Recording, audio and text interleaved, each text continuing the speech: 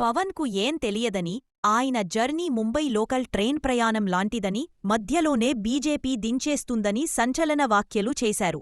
ఇక ఇపువల గచ్చిబౌలి స్టేడియంలో జరిగిన సభలో పవన్ కళ్యాణ్ హిందీకి గట్టి మద్దతు తెలపడంపై ప్రకాష్ రాజ్ సీరియస్ అయ్యారు. ఇంతగా అమ్ముడుపోతారా అంటూ సంచలన ట్వీట్ చేశారు. తద్వారా జనసేన, బీజేపీ శ్రేణులు ఆయనపై దుమ్మెత్తిపోస్తున్నాయి. తాజాగా ఏపీ ఉప ముఖ్యమంత్రి పవన్ కళ్యాణ్పై ప్రకాష్ రాజ్ వ్యాఖ్యల్ని ఖండించారు సీనియర్ దర్శకుడు గీతాకృష్ణ. ఓ ఛానెల్తో ఆయన మాట్లాడుతూ, మా ఎన్నికల్లోనే ఓడిపోయిన నువ్వు పవన్ కళ్యాణ్ గురించి మాట్లాడతావా అంటూ మండిపడ్డారు. పవన్ కళ్యాణ్ సనాతనం ధర్మం గురించి మాట్లాడెనా, మరో మతం గురించి మాట్లాడెనా, అది రాజ్యాంగం ఆయనకు కల్పించిన హక్కు. Please like, share and subscribe. పూర్తి వార్తలు కోసం కింద ఉన్న లింక్ని ప్రెస్ చేసి వినండి.